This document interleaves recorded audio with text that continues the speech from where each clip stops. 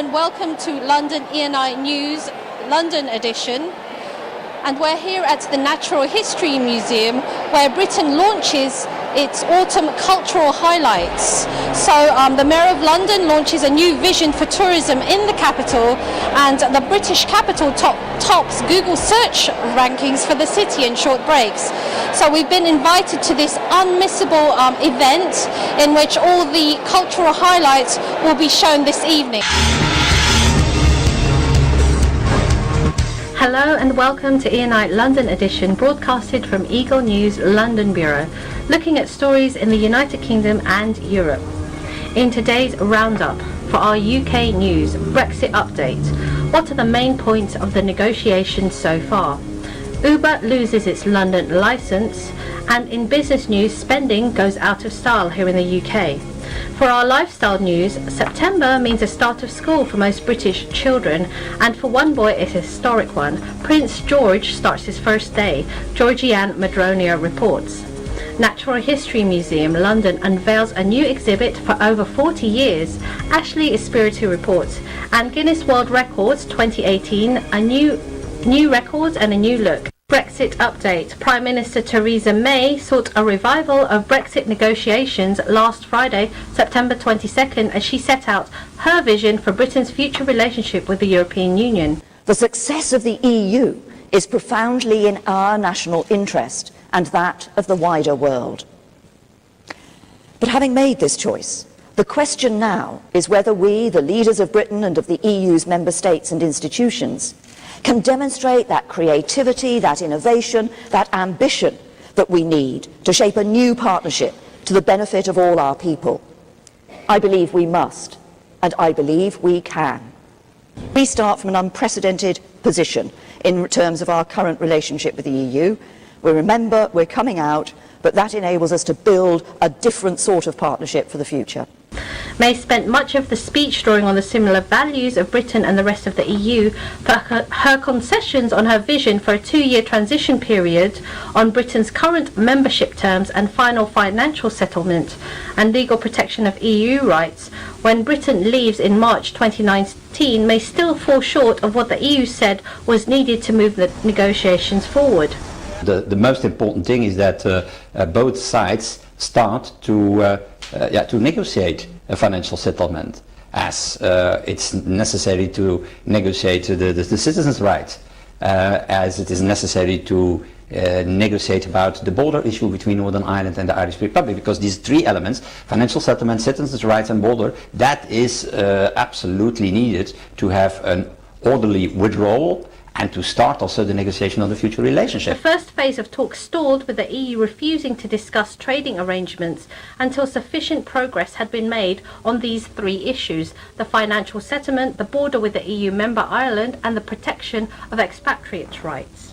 Have from day one said that the interest of Ireland will be in the negotiation mandate of the European Union, and we will stick to that. The UK must find post-Brexit Ireland border solutions. The PM meets the Irish PM.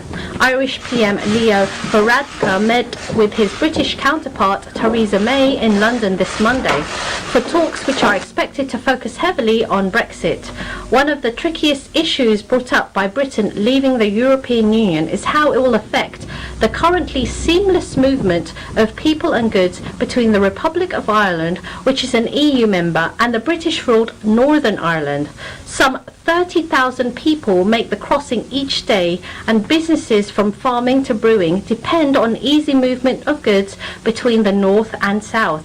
Both May and Varadkar had said it was important to find a solution to the border issue, and they reiterated their desire to avoid a hard border. Britain said last month that there should be no border posts or immigration checks along the 500-kilometre or 300-mile frontier after Brexit. While Brussels and Dublin also say they want to keep an open border, they say Britain has failed to explain how it would square this with its stated intention to leave the EU's custom union. 6 people were believed to have been injured last Saturday, September 20 3rd after a group of males reportedly sprayed a noxious substance in a number of attacks in an area around a major shopping area in East London, police said. The incident occurred around 8 p.m. but was not being treated as a terror-related incident. The attacks occurred near the Stratford Centre, police said. Earlier they said that the incident took place around the bigger Westfield shopping centre, which is nearby. One male was arrested on suspicion of causing grievous bodily harm, the statement said. So things happened in central London, and I think that's a target area. Let's say never happened in Stratford, never happened here. That's why I'm happy to live here, to work here, because I found it as a safe area. Now that happened here, I'm concerned, honestly, because I live here, I work here, I'm here most of the time. So I'm a bit concerned. I just want to know what happened, and I don't know, I want to see what they will do to prevent future attacks or future things like this. Yeah. The number of acid attacks has increased in Britain in the recent years, linked to robberies and gang-related violence. Uber is stripped of its London licence, but plans to appeal, said the company executive. London deemed Uber unfit to run a taxi service, which was announced last Friday, September 22nd, and it stripped its license to operate from the end of next week, in a major blow to the US firm and 3.5 million users in one of the world's wealthiest cities. The capital's transport regulator said the Silicon Valley technology giant's approach and conduct was not fit and proper to hold a private vehicle hire license, and it would not be renewed when it expires on September 30. Well, I think, there's 3.5 million Londoners out there that use our service, and over 40,000 licensed private hire drivers who will just be absolutely astounded at the decision that the Mayor and TfL have made today. I think this decision shows that by trying to ban Uber in London, they're caving into the pressure exerted by a small minority that want to restrict consumer choice and competition. This decision, if it holds true, will mean that over 40,000 licensed drivers will be out of work. There'll be no way to support themselves, their friends, their family.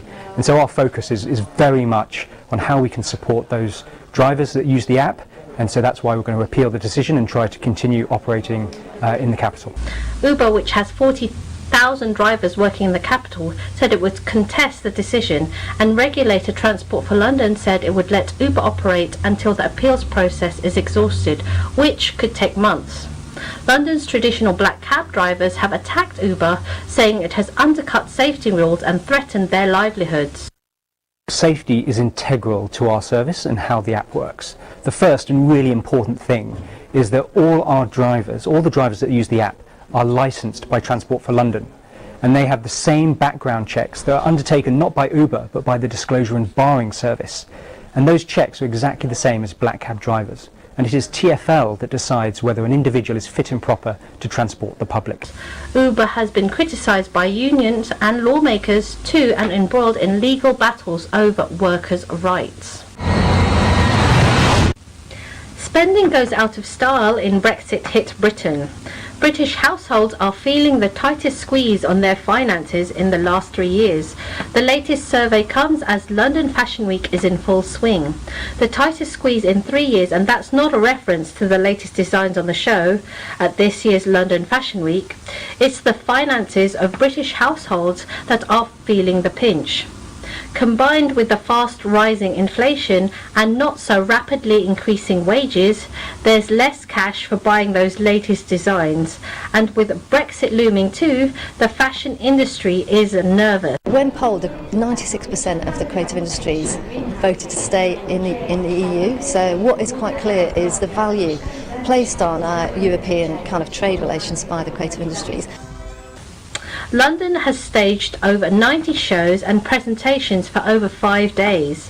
An industry body representing more than 100 major firms is calling for a 3-year transition deal to protect jobs and give Britain more time to remodel its economy. Reporting from the natural history here in the London, United Kingdom, I'm V. Manuel Season for Eagle News.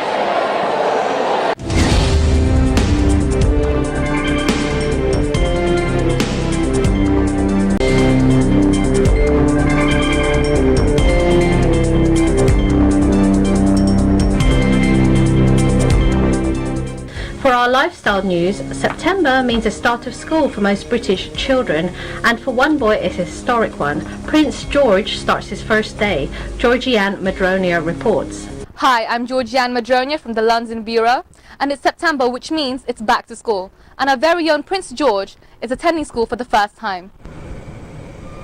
Britain's 4-year-old Prince George, who is third in line to the throne and Queen Elizabeth II's great-grandson, attended his first day of school at Thomas's Battersea in London on September 7 with his father Prince William.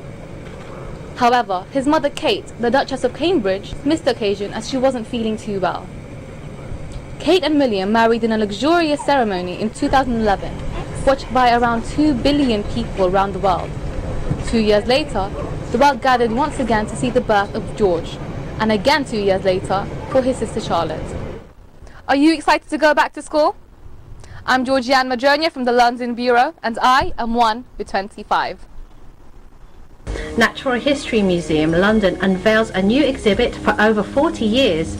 Ashley Espiritu reports. I'm inside the Natural History Museum, a world-class visitor attraction and leading science research centre. It has just unveiled its new star, a giant blue whale skeleton called Hope, which is right above me.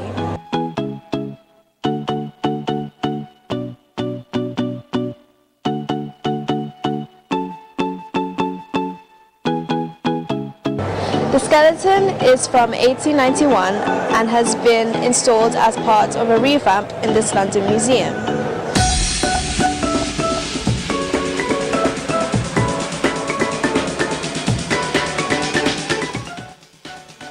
This is Dippy the dinosaur.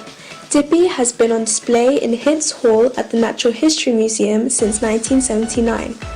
For 38 years, people of all ages take their first steps into Hidds Hall and are completely mesmerised by Dippy's large and ancient skeleton.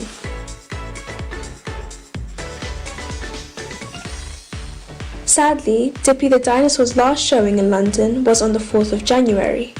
Dippy will be going on tour to different places around the UK.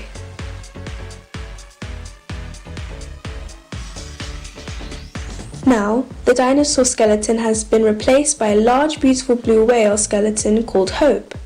Its name symbolises humanity's power to shape a sustainable future.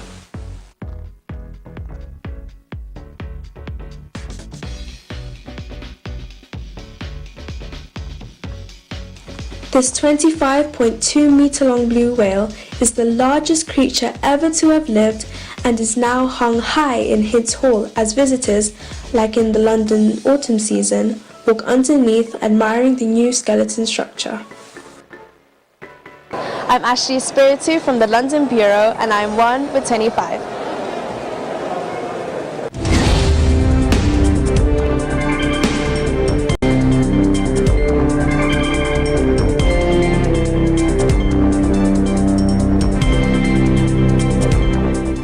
Guinness World Records 2018, a new records and a new look. Earl Amasara reports.